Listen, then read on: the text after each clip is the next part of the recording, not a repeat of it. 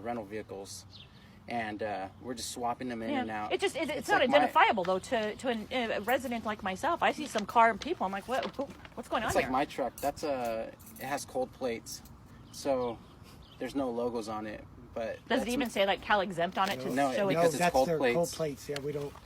Yeah. So you when got you a run couple it, it things comes here back for to safety. law enforcement. That's basically what it comes back to. Is it the 1035 on the plate then? So if it gets ran, It just comes back to state of California investigations. Yeah, and that's fine. I mean, I've ran numerous plates in my career, so I understand how those look.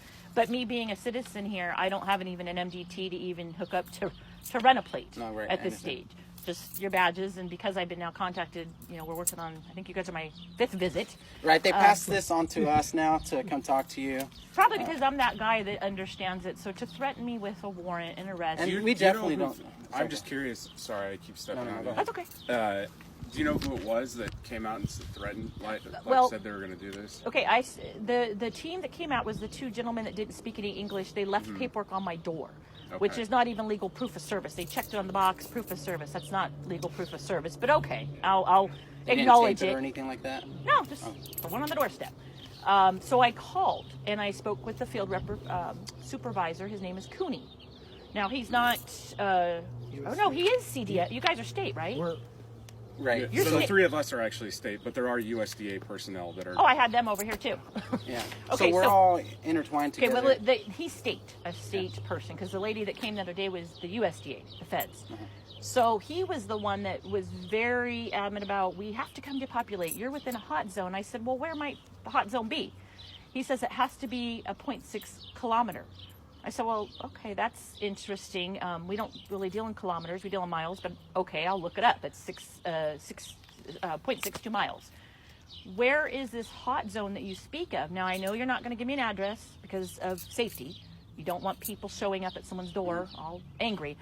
But you can minimally give me some cross streets, because I don't know where I'm at, in relation to the hot zone. Can't do that. I said, well, okay, sir. I did offer him. I said, I'll give you a bird.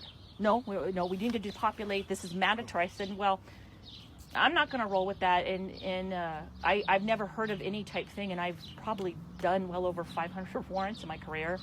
I have never heard of any type warrant being issued on something like this. It is a non-criminal matter.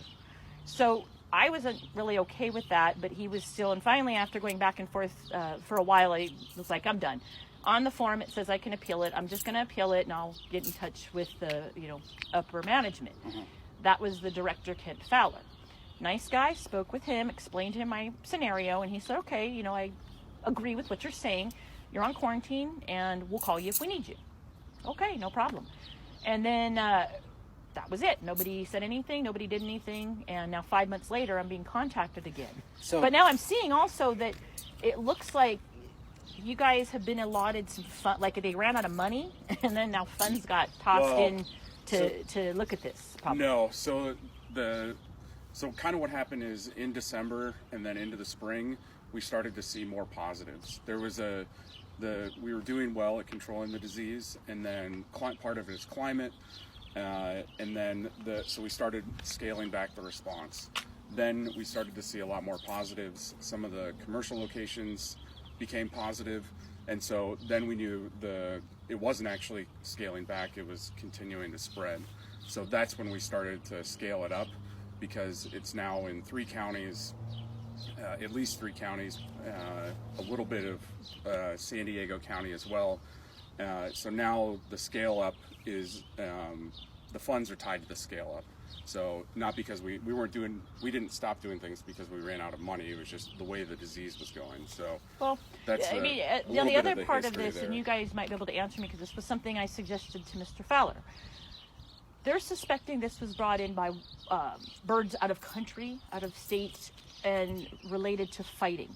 Mm-hmm. If that is indeed where you suspect this has originated from, wouldn't it make sense to contact local law enforcement of where you had the outbreaks to get a team to go and sit on the cockfighting rings and shut that down? Because there is funds for that, and there is grant money to do it. I've done those operations before, not on anything chicken, but I've done it with the feds and it was in prostitution. We actually do have people targeting that in Okay. relation to this. Because whole I mean, incident. to be honest with you, you can kill all my birds and They- this lady and that lady, but until you get these culprits, you're not going to stop this. So we I have mean, you're just not. a variety of different, I'd say, teams targeting different things. Good, and I'm glad to And hear that they're doing the this. Fighting Cocks is one of them. So we do have a bunch of different partners. We do work with the county and city. You should be. There should be And, no reason it has even gotten to this level. And I mean, once it gets to that level, we actually do write the search warrants and execute them at these locations. for crimes, for criminals. And for the birds also. Yeah, so but they're- I understand but that I you're mean, saying they are that it's both- not criminal. These are criminal issues. I'm not a criminal. Right, and even I if my understand. birds got sick today, it doesn't make me a criminal. I haven't broken any of the quarantine rules as far as the breeding, the right now, selling, the hatching. you're not moving them in and out. No, you're not I'm not bringing doing more birds. anything. And I mean, understand that. So I'm not that guy that you have to be concerned with. I really am not. And that's why I said I will give you a bird to satisfy for the greater good of all this. I will give you one. You take it where you want to. It's your gift. You do what you all want. they really want to do is honestly is they want to come in, swap. It's literally a swap. Yeah, I know, it's a- They I've do done the them swap, before. and then your name and your location is on the. We've swabbed. You've been. They come back. Your stuff is clean. You come on the. Now your premise is not. That's not listed as a. It's been attested. They've got your Yeah, results. but here's now the and deal. you're Let me good. ask you this: with how contagious this is, let's say you come here Mm-hmm. and you get a positive testing, and the next day I got a bunch of sick birds. Because I'm not sure if you're aware, in Norco, just last week, this very similar type thing happened. They came door knocking. People's birds were fine. They set up an appointment to do these testing they wanted to, and the next day the birds came down sick. So is that the from foot traffic is like a concern. social media that you're listening No, to? it's Or no, it's just- actually my girlfriend Okay. who knows these people and was present, and she's got them on video, walking from this house, and they're kind of laughing and doing their thing, walking from this home to this home, never changing anything, just the movement. So, and that was over in Norco off of 4th Street. I can Okay. get you the Yeah, exact so address. we've I been mean, going to Norco. We were actually just in Norco. So before we go into a different city, we'll go back, wash our vehicles, and you have to disinfect yourself. You actually have to shower before you go back to a different city. So that's our biosecurity measures that we're taking. With Norco, there's been a lot of calls like, hey, my birds are sick coming in. And that's why we're responding to Norco, and that's why there's a heavier presence in Norco right now. So I don't know if that's factual information from like your friend. Oh, that's nice. so- I trust her. That's factual. And what I do know for I think sure that's your also is we personal had. opinion too. And then we're getting the calls like, hey, my birds are sick in Norco. Like, Yeah, so then- we're responding out there. So that's why there's a heavier presence to actually go But door you to didn't get any door. calls from me because I don't have anybody sick. I mean, No, that's, I understand your birds And aren't so sick. now I have to question also these tests that are used. I mean, just on how and please don't take this personally, No, but no, this that's has been fine. handled real sloppy. And what has been done to me has been real sloppy.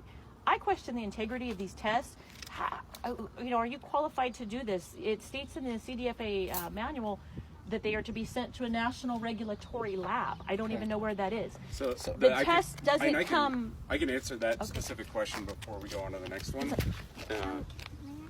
Yeah, go. So they get sent to two places. We have the CAFS lab, which is in Davis at UC Davis vet school, and then they also, to be truly verified, they go to NVSL, which I forget what that stands for, but that's the USDA lab that tests them. So In Oklahoma or What's your turnaround on these swabs? So the ones that go to the CAFS lab, depending on the day of the week, usually go up same day, and they get what's a presumptive positive back from the CAFS lab. We can't call it a confirmed positive until we get it back from NVSL, and that's 7 to 10 days. Okay, so even if the bird is a positive test, you're not going to see a positive result for 7 to 10 days to confirm Well, it's positive. By so then, what- the bird's probably Well, dead. so what would happen on the presumptive positive, the one that comes back from the CAFS lab that's faster, we will, if we get that result back within a day, we'll be back out to humanely euthanize the animals so that they don't suffer from the disease or continue to Now, spread the even if disease. your results said that you get this presumptive test, which is, I'm assuming this is something equivalent to like a NIC test you do in the field. It is not, it would never hold up as evidence by legal testing, but we would do it in the field for drugs and whatnot. So no, not necessarily. It's not. I don't think the NIC test is like the best analogy. This is just USDA because they're providing the funding, they need to utilize their resources. We're confident at the state level that our lab meets or exceeds whatever standards. Well, I mean, are obviously, if the required, birds so- get it, from what I understand in your town hall meetings, they're gonna all be dead within a very short window of time. Right. They all will die. And to It answer another really question, depends on there's a multitude of layers on that in regards to that. If your birds have been inoculated, that doesn't mean that it's going to affect them at the same level. Meaning, like, your birds could have the disease, but I don't know if your birds are inoculated or not. Somewhere, yes. And what happens is they've already shown that they'll still get the disease. This is the difference of, as we talk about, like the flu, you don't get as sick, so it's longer. It's more of a prolonged, slower issue. So it's not necessarily that they don't have it. It's that it's not affecting them at the same level as an inoculated bird. I mean, but the bottom line is if they get it, though, I mean, the likeliness that if mine were to have this, that everybody still has some sort of immunity buildup, that they're all just doing fine, laying eggs and doing their thing, it's a bit of a stretch for me to take. And I mean, why, when I'm offering to give you a bird, I mean, you I can watch understand. me Yeah, walk no, back no. there and grab one and hand it to you, so you know, okay, it came from this house, it came from this lady. Obviously, I just